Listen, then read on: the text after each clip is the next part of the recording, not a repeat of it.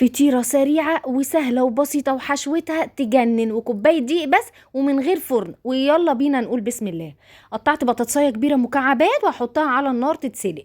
جبت كوباية دقيق، نص معلقة ملح ومعلقة سكر، قلبتهم كويس ونزلت بمعلقة كبيرة زبادي وقلبت كده، وهنزل بقى بنص كوباية مية والم العجينة بتاعتي كويس قوي. اتلمت معايا وبقت طريه هي يا جماعه ملبن تجنن. هسيبها ترتاح 10 دقايق. ههرس البطاطس بتاعتي، هحط عليه كده مكعب زبده في مكعب زبده، شويه ملح، شويه بابريكا، شويه فلفل اسود. التوابل اللي انا حطاها ممكن تزودي عليها اللي انت حباه يعني، حطيه. قلبت كويس جدا. هزود شويه لبن علشان ينعمولي البطاطس بتاعتي، ممكن تبقى كريمه طبعا، لو ما فيش يبقى لبن. نعمت معايا خالص كده. ويلا بينا نقول بسم الله. فردت العجينه بتاعتي كده زي ما احنا شايفين كده، سمكها يبقى ولا رفيع قوي ولا تخينه، متوسط كده عشان ما تفتحش معايا من تحت. جبت شويه جبنه موتزاريلا زي ما احنا شايفين. حطيت البطاطس بتاعتي بقى الخطيره. شايفين الحشوه سهله خالص ازاي؟ ممكن ما تحطيش جبنه موتزاريلا كمان.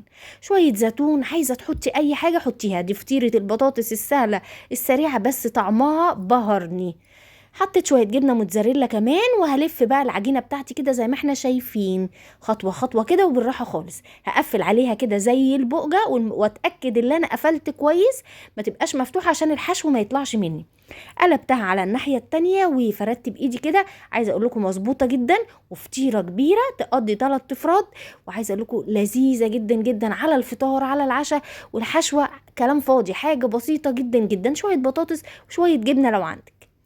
الطاسه بقى بتاعتي حطيت فيها معلقه زبده ومعلقه زيت، وبعدين قلب بقى يمين وشمال تاخد معايا اللون الذهبي الخطير ده، وتبقى استوت معايا على نار متوسطه علشان ما تتحرقش منك.